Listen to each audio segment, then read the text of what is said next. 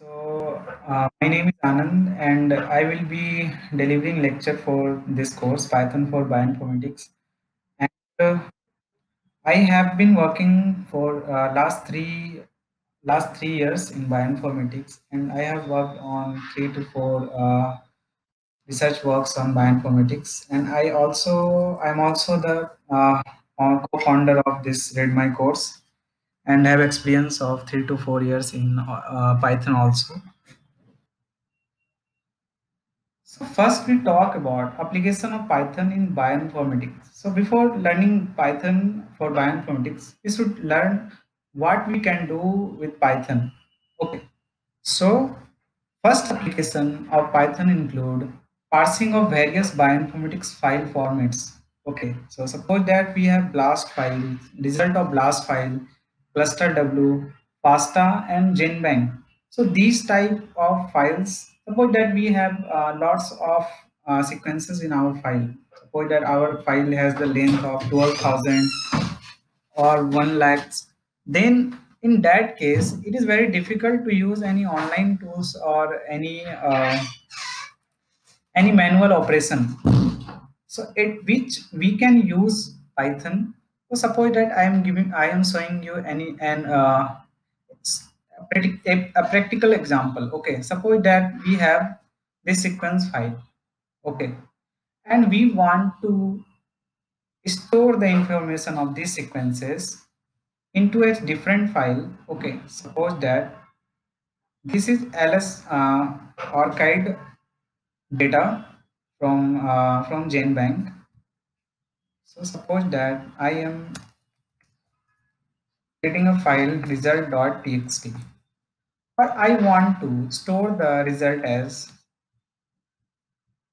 so for every sequences. So this is the sequence SSN number, and these are the information description of the sequence. And suppose that if we want to store the information like this, so first this,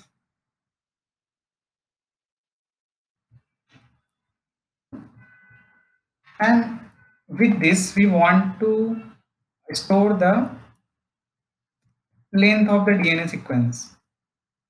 Okay, and then we want to store number of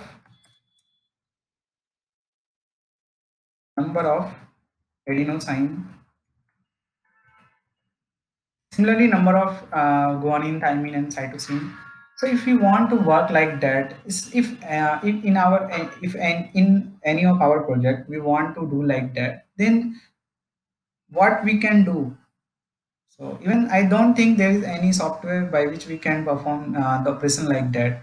So in Python, we have built-in libraries. Okay, so we have libraries by which we can do this task easily. So even if once I was working on a B cell prediction, T cell prediction. Okay, so there was a website that was taking one sequence at a time, and I had 12,000 sequence in my file.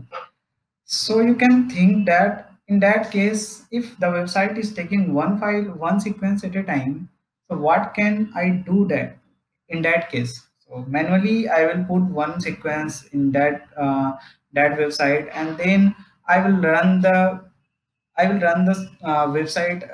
I will run that task, and then I will download the result manually. And you can think that for 12,000 sequence, what will be the means a hectic task, so I don't think it is possible to accumulate all the result and analyze. And there is also lots of chance that we will have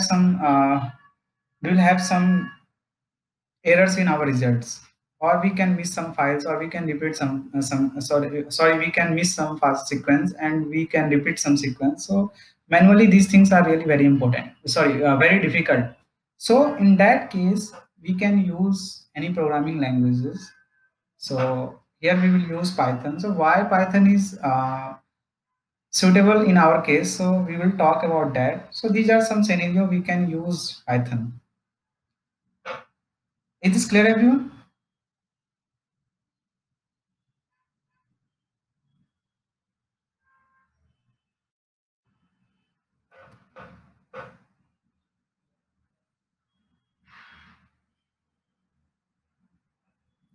Okay.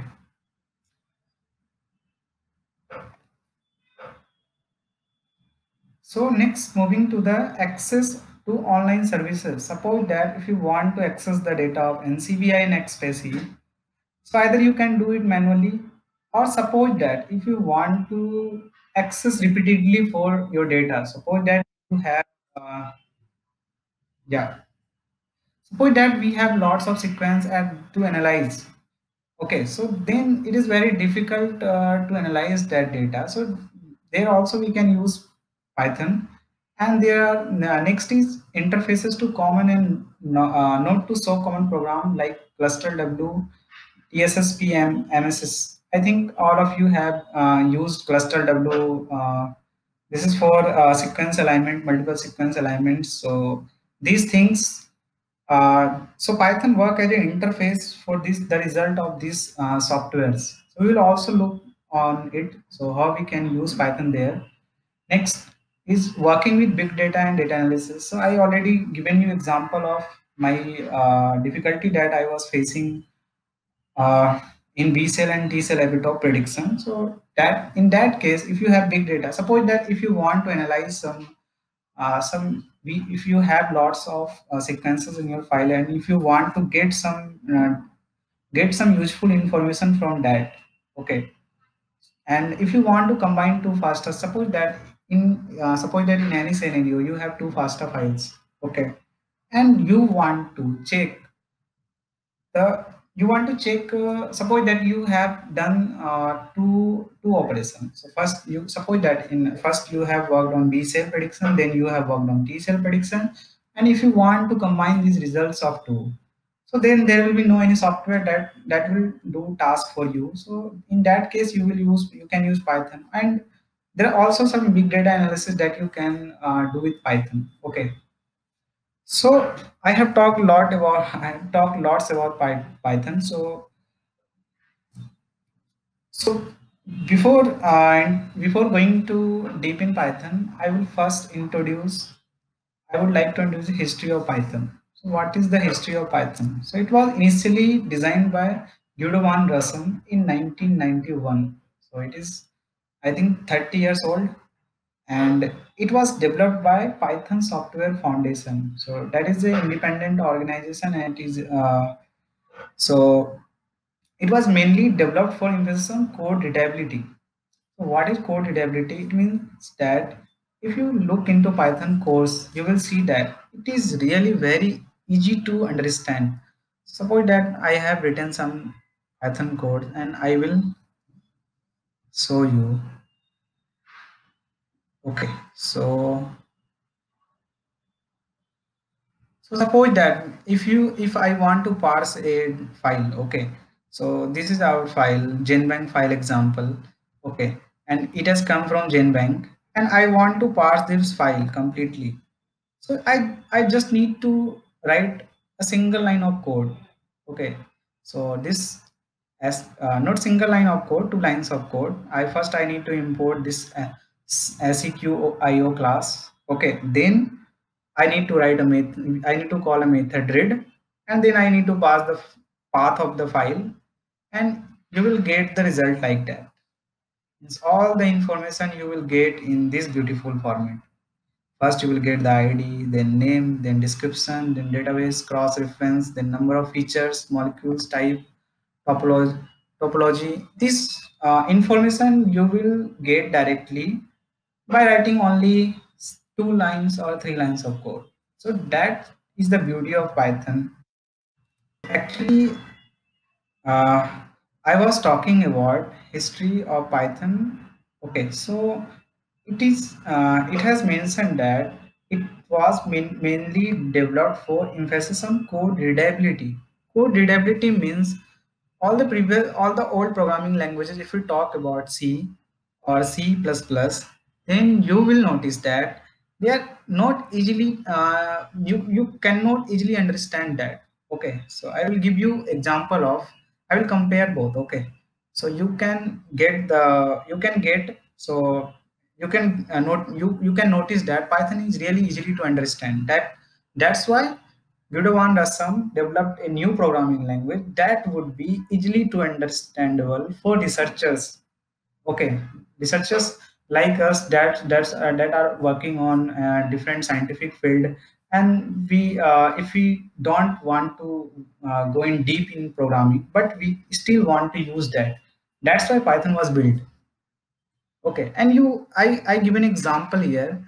You can see that if I have a sequence, okay, sequence example. So if I will show you this file, uh,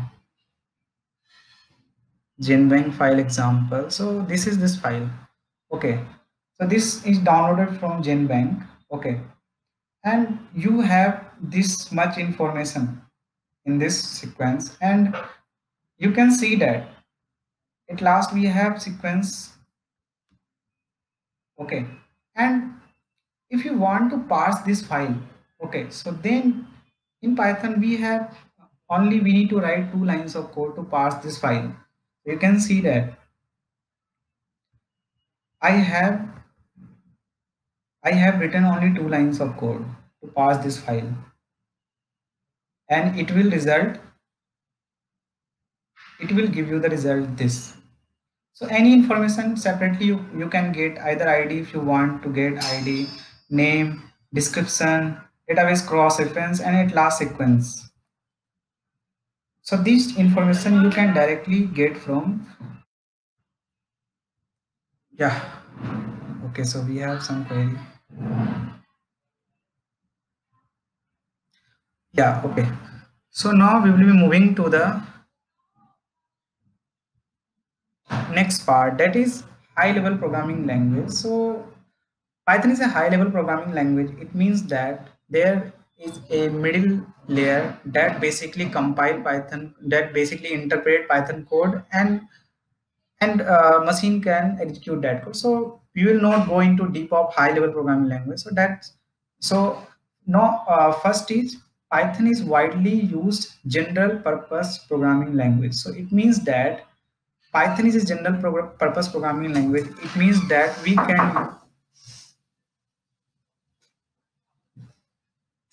it means that we can use Python in any area. Suppose that if you want to work on web development, data analysis, artificial intelligence, scientific computing, in every areas we can use Python. So that's why it is called as a general purpose programming language. Okay. Now this is the official website of Python, that is www.python.org. Now we'll come to the Python popularity. So why we are using Python for our application? So we will look into the Python popularity. So future is Python. So in the coming 3 to 4 years, you will see that in approximately 30 to 40% market will be of Python, and it is now it has rank 3. So this is TIOBE index. Okay, so this TIOBE index basically indexes programming language on the basis of their industrial application, and you can see that Python has rank 3. C and Java are really very old programming language. That's why they have rank 1 and 2, but Python is still on rank 3, and it will surely come into top level in the coming years. Now we have Pipel index. The Pipel index basically called as popularity of programming language index, and you can see that the data of September 2020, Python has rank 1. Means Pipel index basically indexes programming languages on the basis of their search on the Google. Okay, so in the Google search, you can see that Python has the share of 31.56%. It means that 30% of this means that much popular is Python. So 30% of the all the Google searches in the programming language are related to Python. So that's why I was telling that future is of Python. Now we'll see that why Python is so popular. So the popularity of Python is its language design. So suppose that if you want to print something on the screen, I have already given you the example. To example for parsing the GenBank file. So you have seen that we need to write 2 lines of code, but I'm giving you example. I'm comparing Java, C, and Python. You can see that same code to print hello world on the screen. Python takes one line, C takes four lines, and Java takes three lines. And I don't think they are really easily to understand. So first, to understand this program, first you need to understand what is class, and then you need to understand what is static void main. Then in C you need to first include has include stdi dot h. So these things makes this programming language difficult to understand, but Python is really very easy to understand. That's why we will use Python for our project. Now Python is yeah. So we will not look into that. So first we will moving to the Python libraries. Okay. So Python has over 137,000 libraries pre-built and up to today. So 137,000 libraries have been created for Python. And if you are working on any area, suppose that if you are working on data analysis, then we have NumPy, TensorFlow, Pandas, sorry, NumPy, Pandas, SciPy. If you are working on machine learning, then we have TensorFlow. If you are working on we will be mostly working on bioinformatics. That's we have BioPython, a beautiful library that has all the functionalities of bioinformatics.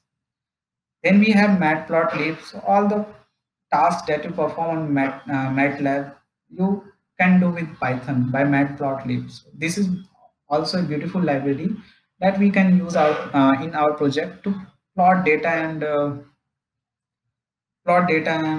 scatter plot, whatever the plots you want, you can do with Matplotlib. Okay. Now these are the application of Python. So we will not look. So these are basically you can see that Python has application in every area. So in web application, GUI application, software development, scientific and numeric. So in the scientific and numeric, Python has share of 60 to 70%. So all the scientific calculation nowadays are done using Python, and also we have R programming language and MATLAB. So but Python dominant. Again, we have image processing. Suppose that if you want to create a classifier for cancer, okay, so if you want to train your, you have 1,000 data of cancer patient, and if you want to create a model that can predict a new MRI scan to predict that it has a cancer or not, then you can use Python for that purpose also. Again, we have audio or video based applications. So if you are working on any audio and video base, so you can use Python there. And I think all of you know already that Python has numerous application in data science and machine learning. Now we are starting our Python. So first, Python has two release types. First is Python 2.x and second one is Python 3.x. So initially Python 2.x was launched. That's why Python is maintaining its 2.x versions. Okay, so because all programmers use Python 2.x, that's why they do not want to migrate into Python 3.x. And Python 3.x is recently, not recently, it launched after 2.x. So we have two types of Python release. First one is Python 2.x, second one is Python 3.x, and the latest release of Python 3.x is I think Python 3.9. Okay, so we will be using Python 3 for our projects. Okay, so because it is new, so that's why we will not go back into Python 2.x. So we'll use Python 3.x. So, and I will say that there's no any difference between Python 2.x and Python 3.x. If you use any one, then it's good. Now Python installation on Windows machine. So in this step, there are three steps that we use for installing Python on our Windows machine. So first step is we need to go to website www.python.org. That is the official website of Python. Okay, so first we will go into python.org. So this tutorials for Windows. So I will also explain about if you have Mac. So for also I will explain. So first we need to go to download section. You just need to hover into it and then you will see that the latest release of Python 3.3 is Python 3.9.1, and then you need to just click onto it, and it will start downloading. And after downloading, we need to click into it. So actually I have already installed, that's why it is asking for modify, repair and uninstall. So I will not choose any of this. So in your case, if you are installing Python for the first time, then it will show here install no icon, then you need to click onto it, and before clicking into it, you will have a checkbox here, include Python 3.9 into your path. So we need to also click on that checkbox. What is the role of that, I will explain later, but it will make our journey very easy. So that's why I'm asking, uh, check check on that checkbox. So after that you will after that Python will get installed in your application. So I would like that you all install with me. So if you face any issue, I will resolve. If you have installed Python and if you had clicked on the checkbox of add Python 3.9 into your path, then if you type here command prompt, so here it will appear command prompt and you need to click into it. Then it will show the screen like it, and if you type here Python, then it will open here. Okay, so the previous code that I told, print hello world, so you can execute here.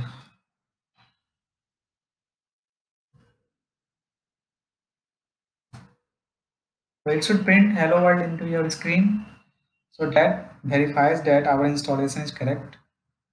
Windows machine, if you have installed, then if you type Python, then it will open this, and if you write print hello world, then it will print hello world into a screen. Okay, so if you have Mac, you can go into Mac OS X. You can just click on Mac OS X 64-bit installer. Okay, so you can click into it and download. And if you face any issue, you can ask me. I have a Linux machine. Okay, then I am writing the command here that you need to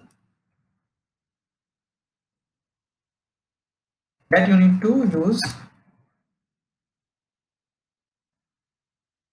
Okay, so if you have Ubuntu, then you need to type sudo apt-get install python 3. If you type here Python, then it will not work. So that's why I told you add Python 3.9 into path. Now, if you have installed Python 3, then if you type here Python, so it will show some user interface. Okay, this IDLE, Python 3.9 IDLE, and if you click into it, it will launch a GUI interface.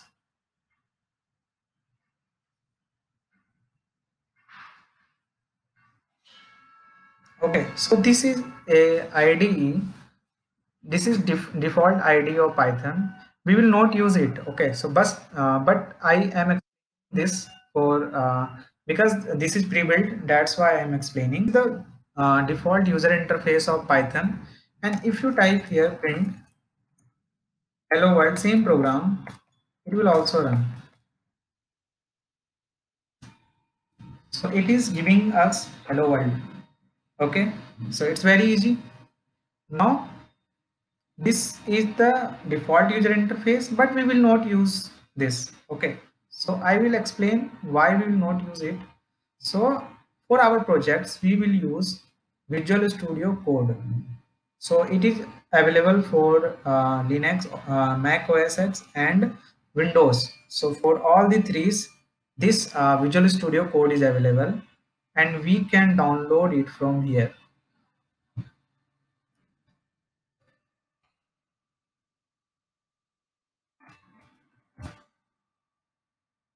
So here we'll see that this is a really very good user interface and code editor that is designed by Microsoft. So that's why it's very good. So you can click here and you can click on download for Windows. So if we have Mac OS X, then you can click on this. If we have Windows, you can directly click on to it. And if you have Linux, then you can click this tab. Okay, so it will download in the Debian file, and we need to run that. Okay, so if you face any issues here, you can see in the manual. And still if you face any, because I currently don't have Linux machine to show you, but I will resolve your doubt if you face any issue. So if you are downloading for Windows, then you just need to click onto it, and it will show you a install no icon, and you just need to click onto it. So I would also like that you all install Visual Studio Code into your system.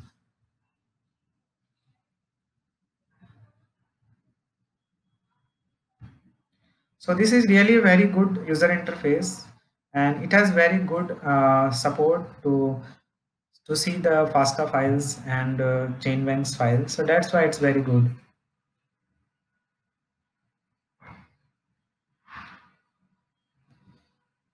Visual Studio Code, then it will appear here as an icon, and then after clicking onto it, it will open editor like this, and here we can write our programs. Okay, so